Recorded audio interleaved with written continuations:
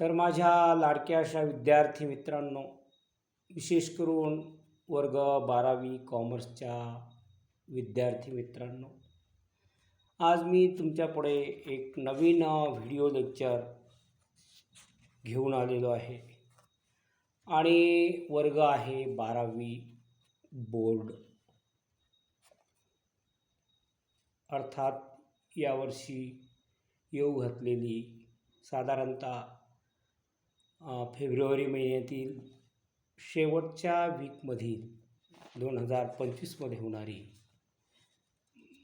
Board परीक्षा, 12वी board परीक्षा कॉमर्स शाखेसाठी अत्यंत आव्हानात्मक अशी ही परीक्षा असते.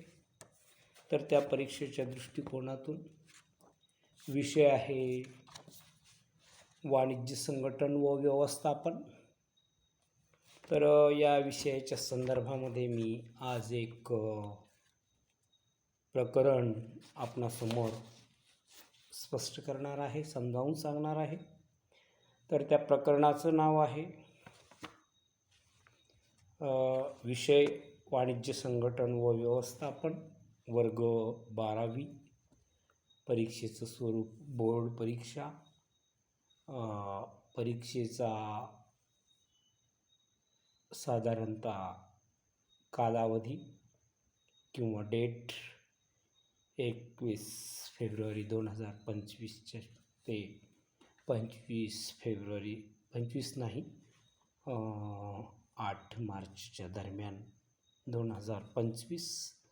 तर बघा विद्यार्थी मित्रांनो, व्यवस्थापनाची तत्त्वे. तर व्यवस्थापनाची तत्त्वे यामध्ये आपणाला सर्वप्रथम प्रस्तावना दिलेली आहे. व्यवस्थापन संघटनेच्या उद्दिष्टांना अनुसरून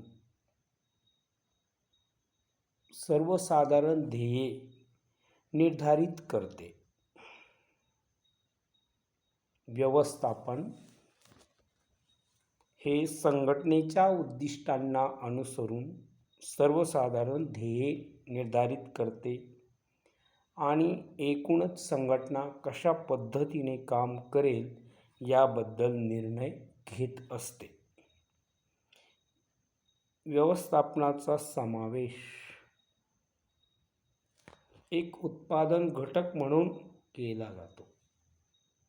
यामुळे नियोजन, संघटन, कर्मचारी व्यवस्थापन, समन्वय व नियंत्रण या व्यवसाय संघटनेच्या सर्व कार्यांमध्ये सुसंवाद साधला जातो. त्यांनाच आपण व्यवस्थापनाची कार्य असे म्हणतो. आता अर्थ आणि व्याख्या बघू.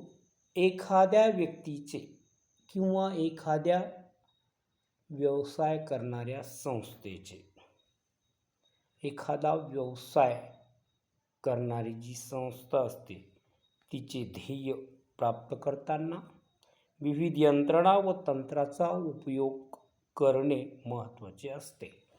यातील काही तंत्रांना जगाची मान्यता असल्याने त्यांना तत्त्वे असे म्हटले जाते. ही तत्त्वे व्यवस्थापकाला संस्थेची सर्व कार्ये विशिष्ट पद्धतीने पार पाडण्यासाठी मार्गदर्शक ठरतात. यामुळे व्यवस्थापकाला प्रभावी निर्णय घेण्यास व संघटनेचे ध्येय साध्य करण्यास मदत होते. तत्व एक मूलभूत सत्य किंवा प्रस्ताव म्हणून परिभाषित केले जाते. ते विश्वास किंवा वर्तन प्रणाली किंवा तर्कशुद्ध विचारांचा आधार म्हणून काम करते. सोप्या शब्दात सांगायचे तर जी तंत्रे किंवा प्रणाली एकाच पद्धतीचे परिणाम देतात त्यांना तत्त्वे असे म्हणतात. ही तत्त्वे वैश्विक आहेत, अर्थात जगाला मान्य आहेत आणि ती सर्वत्र लागू पडतात. या तत्त्वांच्या आधारामुळे व्यवस्थापकांना चुका व शिका या तत्त्वांचा अवलंब करावा लागत नाही. उदाहरणार्थ, क्रिकेट किंवा इतर कोणत्याही खेळाची रचना व विभाजन खेळाडूंमध्ये त्यांच्या कौशल्ये आणि क्षमतानुसार केली जाते. यालाच व्यवस्थापनाच्या भाषेत कामाचे विभाजन असे म्हणतात, जे व्यवस्थापनाच्या तत्वापैकी एक आहे.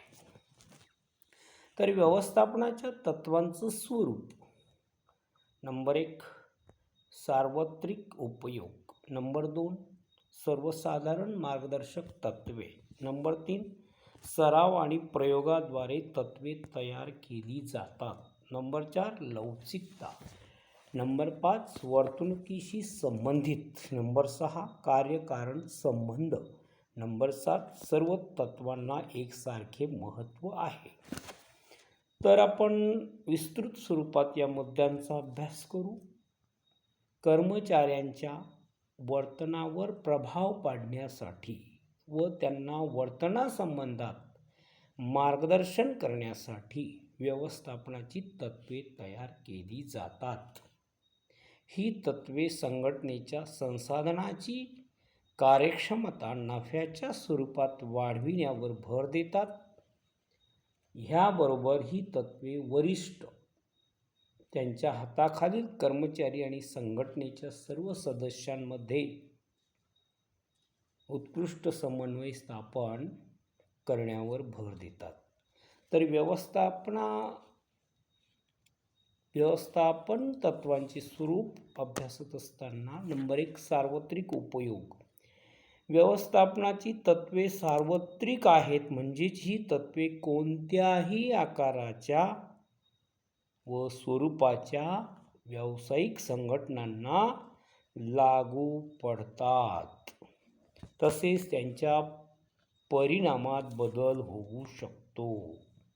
तसेच त्यांच्या उपयोजनातही बदल करणे शक्य असते. तरीही ती सर्व प्रकारच्या संस्थांसाठी सोयीस्कर असतात. तसेच ही तत्त्वे व्यवस्थापनाच्या सर्व स्तरावर लागू पडतात. सर्वसाधारण मार्गदर्शक तत्त्वे. संघटनेतील समस्या सोडविण्यासाठी तसेच एखादी संघटना परिस्थिती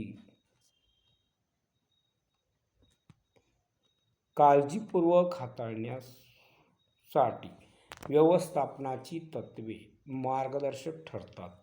ही तत्त्वे लवचिक असतात. कोणत्या तत्त्वांचा उपयोग करायचा हे संघटनेच्या परिस्थिती, आकार व स्वरूपावर अवलंबून असते. उदाहरणार्थ, जेव्हा आपण योग्य मोबदला असे म्हणतो, तेव्हा योग्य हा शब्द संघटनेच्या स्वरूप, आकार आणि आर्थिक स्थितीनुसार बदलू शकतो. सराव आणि प्रयोगाद्वारे तत्त्वे तयार केली जातात. संशोधनातून हळूहळू व्यवस्थापन तत्त्वे विकसित केली जातात. ती विकसित करण्यापूर्वी पद्धतशीर निरीक्षणे आणि प्रयोग केले जातात. या प्रयोगांचे निष्कर्ष संघटनांमध्ये वापरून पाहिल्यानंतरच त्यांचे तत्त्वांमध्ये रूपांतर केले जाते. लवचिकता. व्यवस्थापनाची तत्त्वे लवचिक असतात, म्हणजेच ही तत्त्वे परिस्थितीनुसार बदलता किंवा सुधारता येतात. ही तत्त्वे अवलंबताना व्यवस्थापक त्यात गरजेनुसार बदल करू शकतो.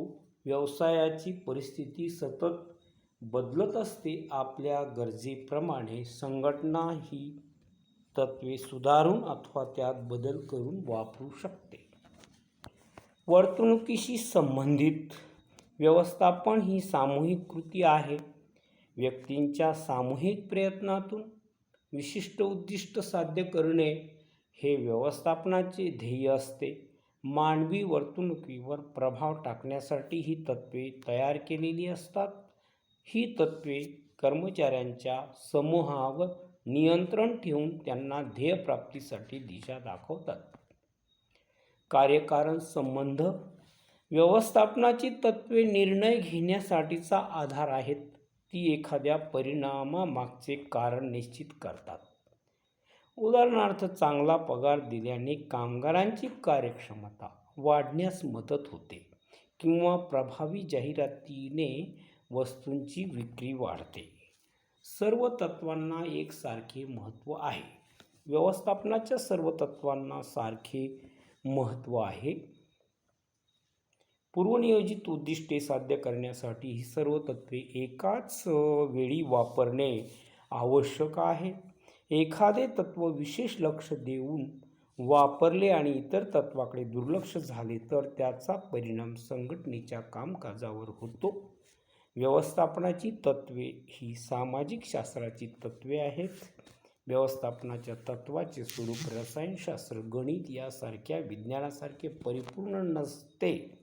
संघटनेच्या गरजेनुसार ही तत्त्वे बदलून अथवा सुधारून वापरता येतात. तर आजच्या लेक्चरमध्ये आपण एवढाच अभ्यास घेणार होतो. तर विद्यार्थी मित्रांनो, व्यवस्थापन सर्वत्र आहे हे आपण इयत्ता 11वीमध्ये अभ्यासलेले आहे. सर्व प्रकारच्या व्यावसायिक संघटना, बिगर व्यावसायिक संघटना आणि सामाजिक आयुष्यातही व्यवस्थापनाची आवश्यकता असते.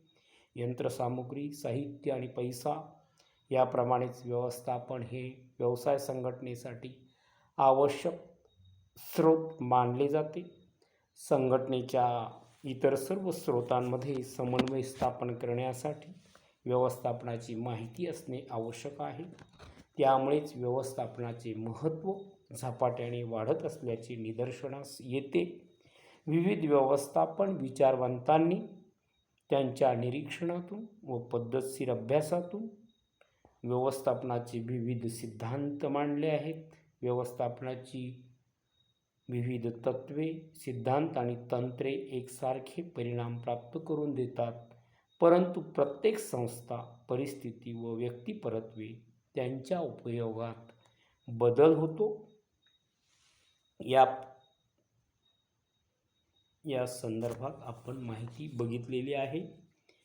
तर उर्वरित अभ्यास आपण नेक्स्ट व्हिडिओ लेक्चरमध्ये बघू.